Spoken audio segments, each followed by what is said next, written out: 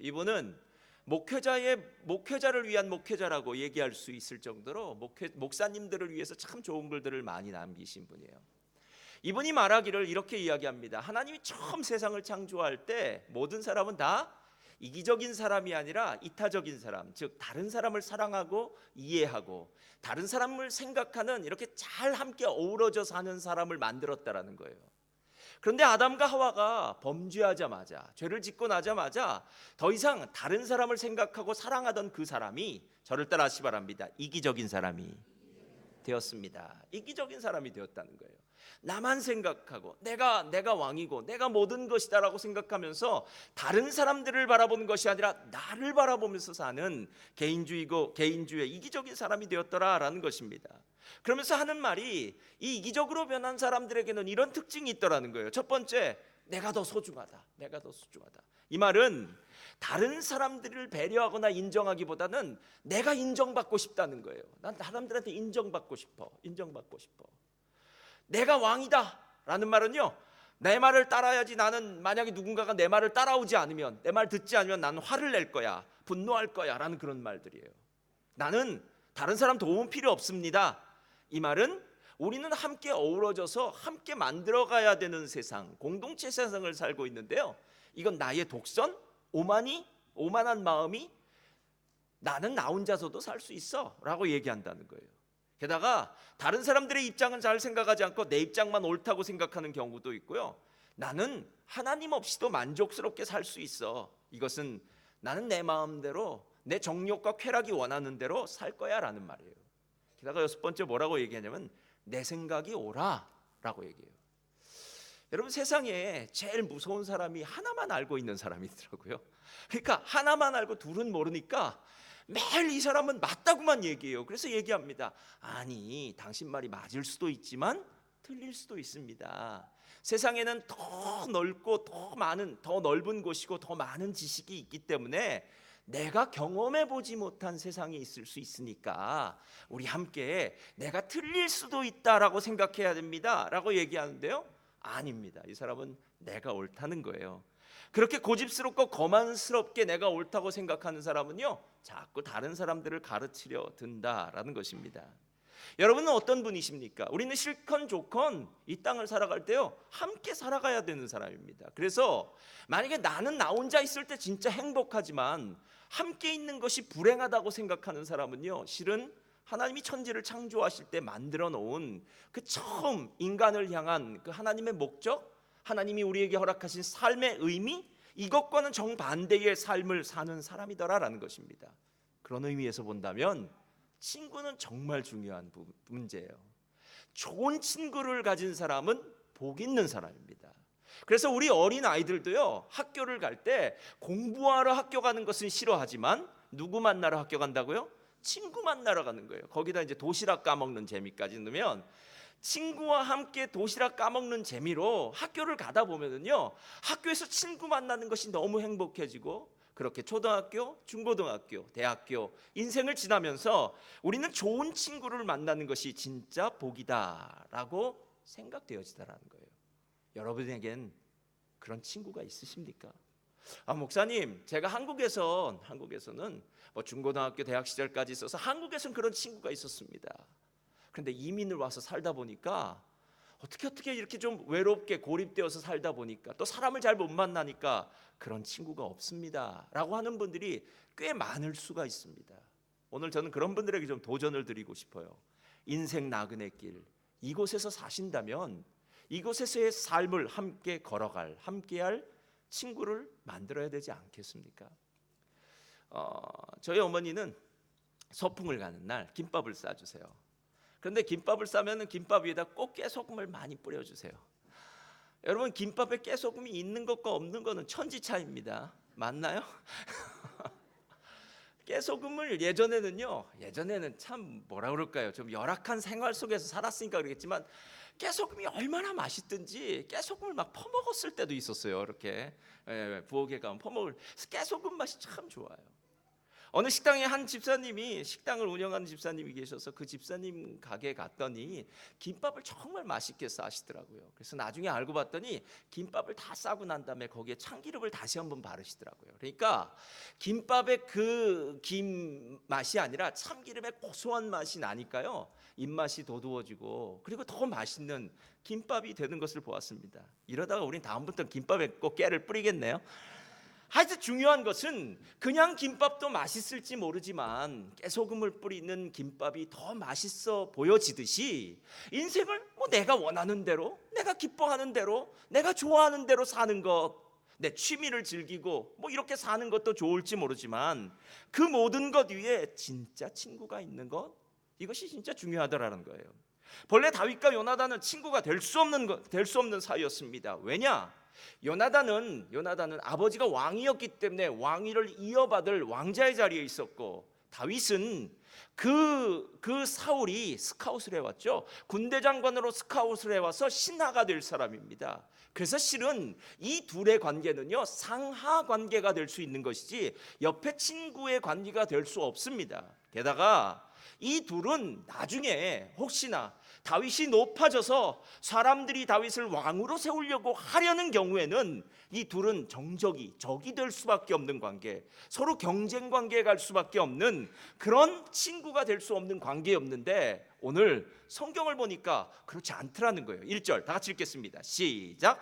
다윗이 사울에게 말하기를 마침에 요나단의 마음이 다윗의 마음과 하나가 되어 요나단이 그를, 이 둘이 친구가 되었다는 거예요. 친구가 되었다는 거예요.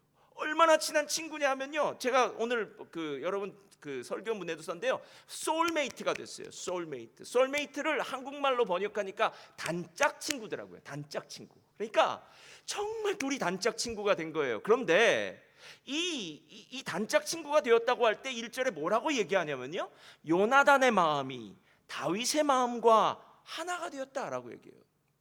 여기서 마음이라고 하는 이 단어는 본래는 마음에는 여러 가지 단어가 있는데요, 오늘 히브리어에 쓴 말은 네페시라는 말이에요.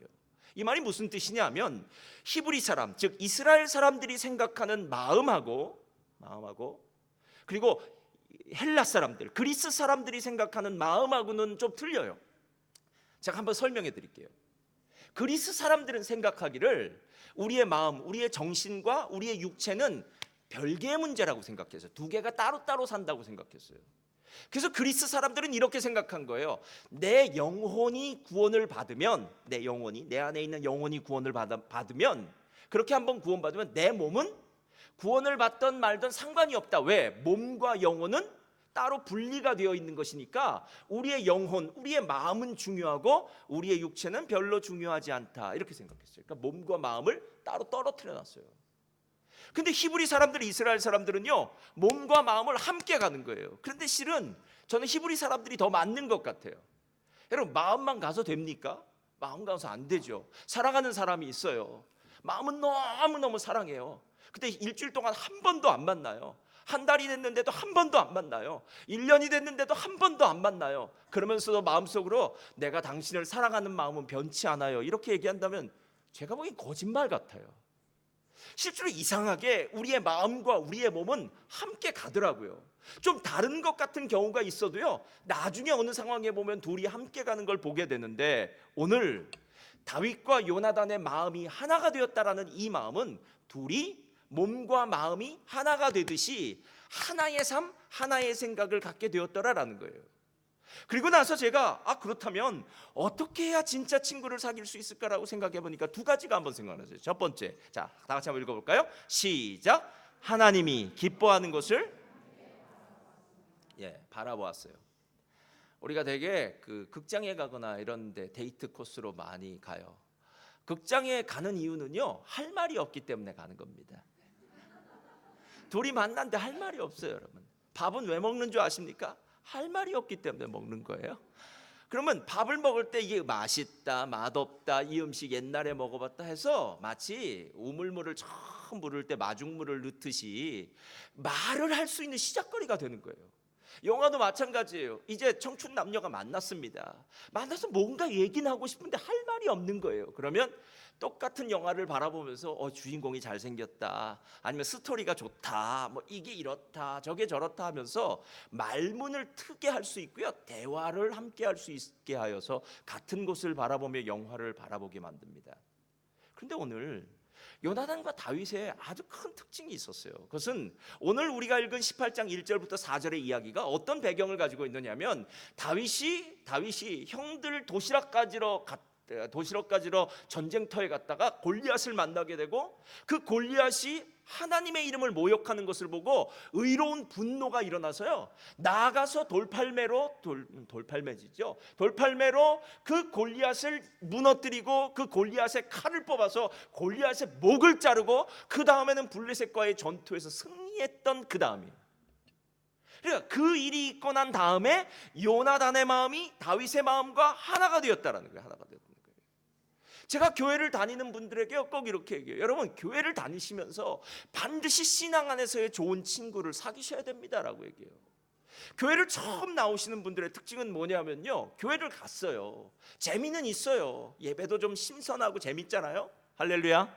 예배도 재밌잖아요. 찬양 듣는 것도 너무 좋아요. 그리고 뭐 여러 가지 교회에서 하는 일들이 다 좋은 것 같아요. 근데 문제가 하나가 있어요. 뭐냐 하면 교회에 아직 친구가 없어요. 그러니까 예배는 좋은데 친구가 없으니까 와면 뻘쭘하게 있다가 다시 돌아가게 돼요. 그래서 이 처음 교회 나온 사람이 옛날에 만났던 친구를 다시 한번 만나보는 거예요. 그래서 옛날에 뭐 술 친구를 만날 수 있고, 뭐 운동을 같이 한 친구를 만날 수 있고, 뭐 그런 친구를 만나겠죠. 그래서 만나서 얘기를 시작해요. 근데 이상한 일이 벌어졌어요. 예수 믿기 전에는 그렇게 얘기하면 잘 통하던 친구였는데, 아니 몇 번 예수 믿는다고 교회를 왔다 갔다 거리고 설교를 듣고 예배를 드리고 난 다음부터는 옛날에 만나던 친구하고 잘 안 맞아지더라는 거예요. 그리고 재미가 없어져요, 그 얘기가요. 그러니까 옛날엔 왜 그렇게 재미있었던가 하는데 지금은 재미가 없어요. 옛날에는 함께 술을 마시면서 좀 술이 이렇게 취하면은 흥이 나잖아요. 그러면 뭐 했던 얘기 또 하고 했던 얘기 또 하고 했던 얘기 또 하고, 벌써 몇 번째 들었는지도 모르는데 또 하고 있는 거예요. 본인들은 재밌다고. 옛날에는 나도 그 자리에서 분명히 재밌게 했던 이야기들인데 예수님을 믿고 나서 그 자리에 가니까 왠지 공허해져요. 내가 이런 얘기를 옛날에 이렇게 많이 했던가? 내가 이런 생각을 하고 살았던가? 라는 그런 생각이 들더라는 거예요. 오늘 다윗과 요나단의 특징이 뭔지 아십니까? 실은 오늘 이 사건이 있기 전에 요나단도 똑같은 사건이 한번 있었어요. 블레셋과 이스라엘은 언제나 대치 관계에 있었어요. 서로 싸우는 적이었어요.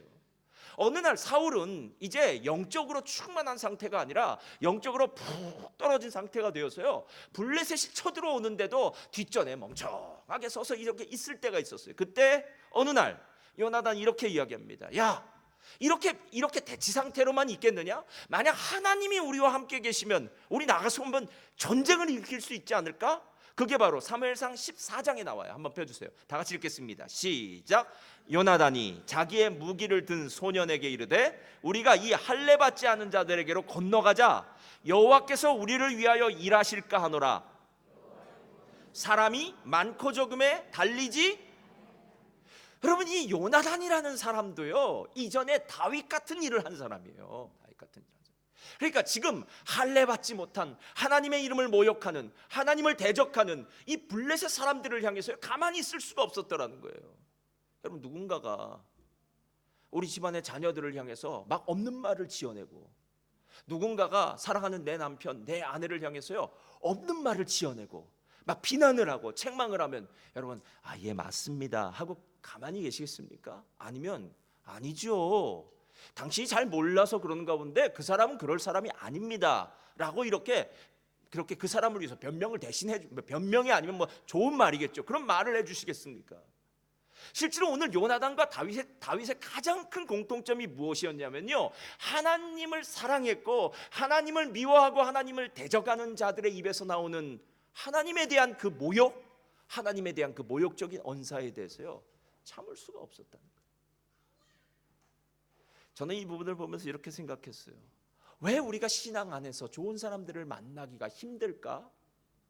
그것은 혹시 내 안에 신앙 안에서 만나야 될 사람들은 세상에서 만날 사람들과는 달리 하나님을 의지하고 사랑하고 하나님이 기뻐하시는 것이 무엇인지를 바라보는 그 관점이 있어야 되는데, 관심이 있어야 되는데, 몸은 교회에 와 있는데 정작 내 마음은, 내 생각은 하나님과 별 관심이 없어요. 그래서 예배는 드리는데 그렇게 행복하지도 않은 것 같고, 매일 습관처럼 드리는 예배라면 진짜 신앙이 있는 요나단 같은 좋은 친구, 다윗 같은 좋은 친구를 만날 수 있겠느냐라는 거예요.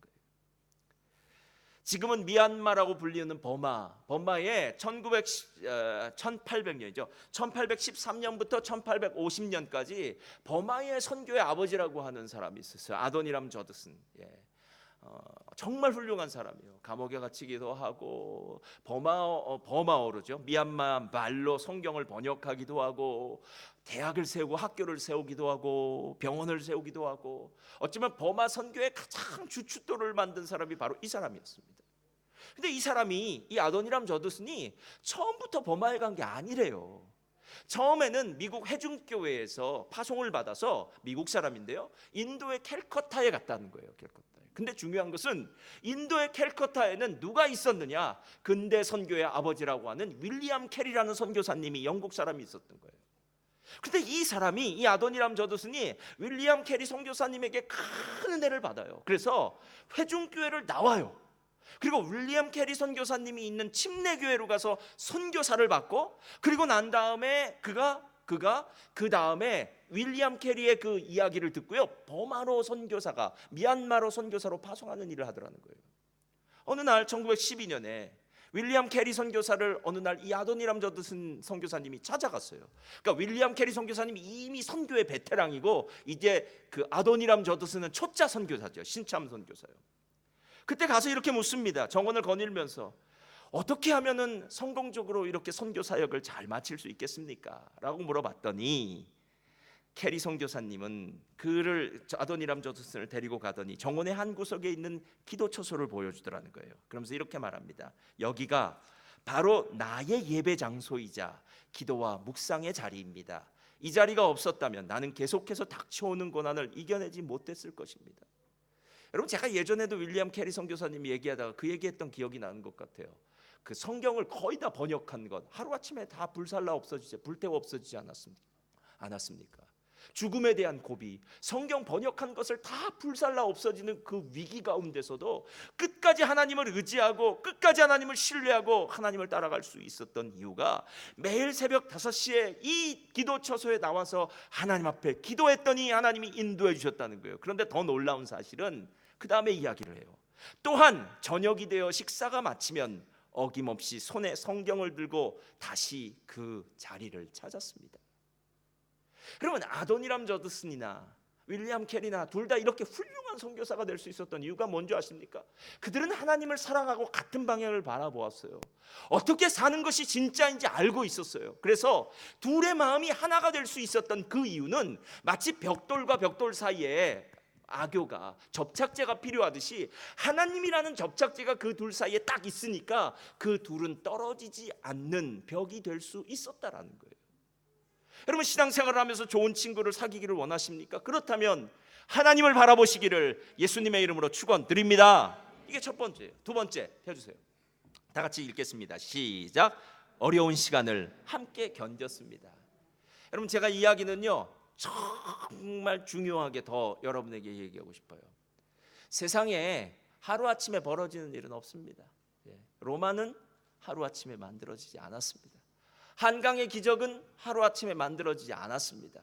누군가는 수고와 헌신과 피와 땀이 있었기 때문에 그 다음에 그런 일이 있었던 겁니다.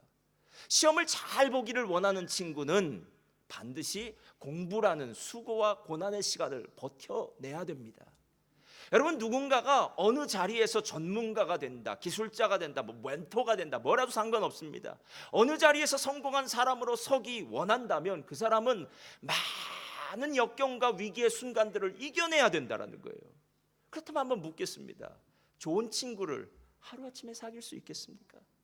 대충 한 열흘쯤 만나면, 아니 한 달쯤 만나면, 교회 생활 1년 같이 하면 좋은 친구가 사귈 수 있겠습니까? 그렇지 않아요, 여러분.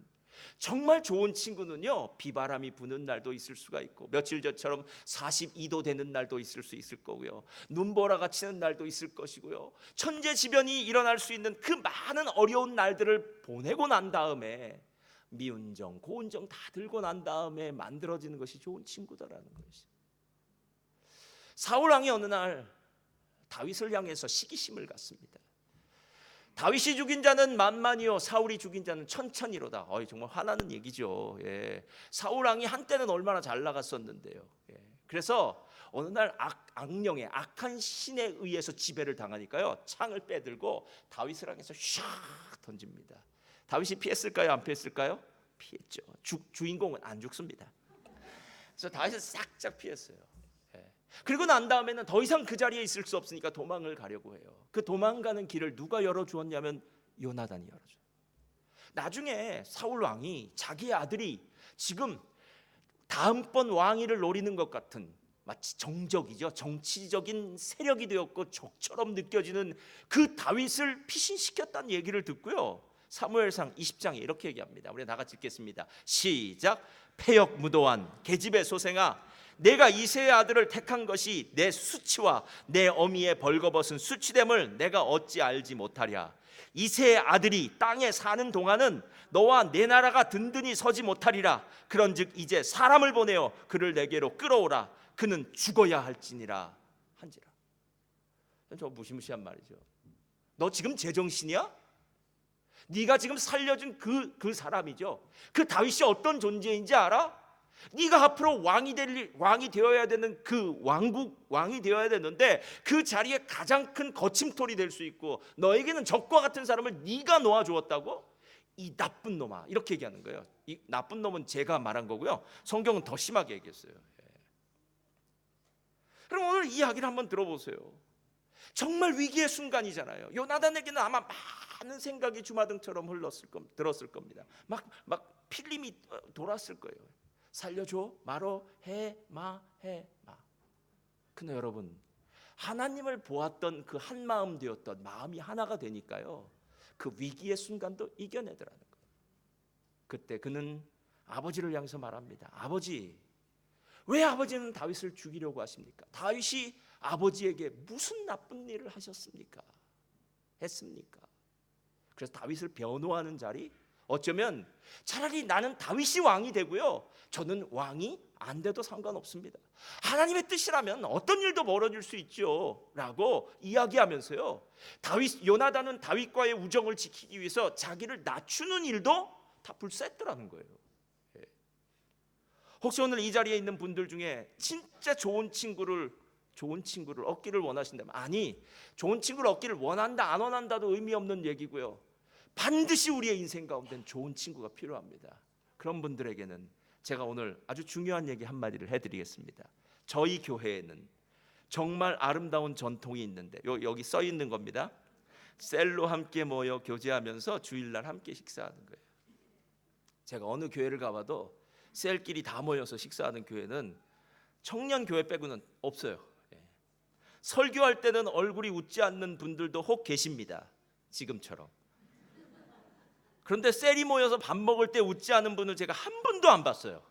그 말은 무슨 뜻이냐면 그만큼 좋다라는 거예요. 그게 진짜 좋은지, 반쯤 좋은지, 얼만큼 좋은지는 몰라도 일단 예배 시간보다는 행복한 것 같아요. 더 속으로는 어떨지 모르지만, 같은 셀에 속함으로 인해서 우리는 서로 알아가고 우정을 쌓게 됩니다. 여러분, 얼마나 감사합니까?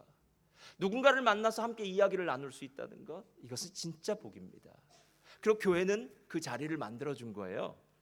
그렇다고 해서 계속 그 사람과만 만날 수는 없습니다. 여러분, 목사님, 저는 이 사람과 평생 함께 해달라고, 그건 부인으로 만족하시기를 주님의 이름으로 축원드립니다. 평생은 부인이고요, 이 사람은 부인이 아니잖아요, 여러분. 맥시멈 2년? 1년은 조금 그러면은요, 아주 특별한 경우가 없다면 2년 정도면 새 사람을 만나봐야 돼요. 여러분, 뽑기 있잖아요. 뽑기. 우리 학교 앞에 옛날에 가면은요, 이렇게 막 1번, 2번, 3번, 4번 있어요. 그럼 뽑기를 하는 거예요. 그럼 탁 뽑아요. 그러면은 뭐 장군칼, 그게 보통은 이게 장군칼 하나 막 이런. 근데 거의 대부분 장군칼은 안 나오는 거예요. 요만한 거 나오는 거예요. 그럼 뽑아요. 그럼 또 돈을 주고 또 뽑는 거예요. 여러분, 우리의 인생은요, 어쩌면 주님 앞에 갈 때까지 계속 새로운 사람을 만날 것이고요, 그 새로운 사람들 중에서 하나님께서 나의 삶을 풍성하게 채워주시기 위한 좋은 친구를 예비하여 주셨을 줄 믿습니다. 그래서 친구들을 사귀는 거 아니겠어요, 여러분? 그런데 보니까요, 저는 어떤 분들은 좋은 사람들을 만났다고 하는 사람이 있고, 어떤 사람들은 조금 스트럭을 할 수도 있고요. 매년 그런 상황들은 언제나 틀리더라고요. 그런데 한 가지 중요한 사실은 모든 사람들을 다 만족시킬 수는 없더라고요. 모든 사람이 다 만족되진 않아요. 그리고 제가 언제나 죄송스러운 생각이 드는 얘기가 있어요. 그게 뭐냐면요, 정말 제 마음 가운데 믿을만하고 신뢰할 분들에게는 조금 더 힘든 분들을 허락해서 그분들이 제 마음에는 정말 더 이분 신실하시다 하는 분들은 조금 더 힘든 분들을 만날 확률도 좀 있어요. 그래서 제가 매번 죄송스러워요. 매번 죄송스러워요. 그러나 별 수 없잖아요, 여러분. 그런데 제 마음 가운데 이런 생각은 있어요. 나는 우리 모든 성도님들이 다 행복했으면 좋겠다. 매년 말이 되었을 때 하나님 너무너무 감사합니다. 나의 1년이 하나님이 주신 놀라운 복으로 채워졌군요. 거기서 끝나는 것이 아니라, 하나님, 내년에는 나에게 어떤 복이 기다리고 있습니까? 어떤 사람들을 만날까요? 하는 내년에 대한 그 기대감과 그 복이 있었으면 좋겠어요. 그런데 실은 사람들은 참 신기하더라고요. 이래요. 누군가가 어려운 일은 다 대신해 줬으면 좋겠고요, 나는 쉬운 일만 했으면 좋겠다는 게 우리 모두의 생각입니다. 그렇잖아요. 그래서 셀리더를 누군가는 해야 되는데, 셀리더는 정말 어려운 일 하니까, 목사님, 전 죽었다 깨나도 셀리더가 안 됨, 셀리더 못 하겠습니다 하는 분이 꽤 많으세요. 근데 제가 그분들을 전부 다 이해해요. 왜냐하면 셀리더라는 그 자리가 그만큼 힘든 자리라서 그래요. 그게 꼭 힘든 일을 해서가 아니라요, 실은 누군가를 책임지는 자리라는 것은 언제나 힘들고 어려운 자리입니다. 그러나 제가 한번 생각해 봤어요. 그렇게 힘들고 어려운 자리지만 우리 모두가 좀 행복해질 수 있는 방법은 없을까? 그래서 제가 고민 중에 있습니다. 그러면서 다시 한번 바라봤습니다. 우리 교회는 셀이 없어질 수가 없어. 이곳에서 친구를 만나지 않으면 어디서 친구 만나시겠어요? 이곳에서 신앙의 동지를 만나지 않으면 어디서 만나시겠어요, 여러분? 여러분과 가장 많은 시간을 함께하고 여러분이 같은 한 방향을 바라보는 그 사람과 함께 아름다운 하나님의 나라를 함께 만들어갈 수 없다면 어떻게 우리의 인생이 복된 인생이 될 수 있겠습니까? 우리 교회는 지금 상당히 젊은 교회예요. 그래서 너무 감사해요. 그러나 젊음도 언젠가는 늙어지더라고요. 그렇죠? 10년, 20년 후에 우리 함께 또 신앙생활 할지 안 할지 모르겠는데 대개는 함께 하실 확률이 상당히 높지 않습니까, 여러분? 그렇다면 지금부터 좋은 친구를 사귀어야 되지 않겠느냐는 거예요. 제가 알고 있는 분들 중에 이민으로 왔는데 3명이 만났는데 똑같이 연도수가 똑같은 친구를 만나게 됐어요. 남자들인데요. 그래서 절친이 되었습니다. 셋 다 총각이었어요. 이 셋이 매일 열심히 일을 하다가 주말이면 모여서 축구를 하기도 하고 열심히 일을 하기도 해요. 세 분의 성격은 다 달라요. 어떤 분은 좀 다혈질이고, 어떤 분은 세심하고, 어떤 좀 논리적이고, 셋은 전혀 다른 사람이었어요. 그러나 이 셋이 진짜 절친이 되어서 20년, 30년이 지났는데도 아직도 친구로 계시더라고요. 그런데 그 세 분이 친구가 될 수 있었던 이유를 제가 보니까요, 서로 바라보는 눈이 같더라고요. 세 분 다 하나님을 바라보더라고요. 그리고 서로를 참아주고 이해해주고 배려해주고 용납해주는 것, 역시 시간이 오래 지나고 난 다음에 진짜 친구가 만들어지더라라는 겁니다. 여러분, 2019년은 저와 여러분의 삶 가운데 진짜 친구가 만들어지는 원년이 되시기를 예수님의 이름으로 축원드립니다.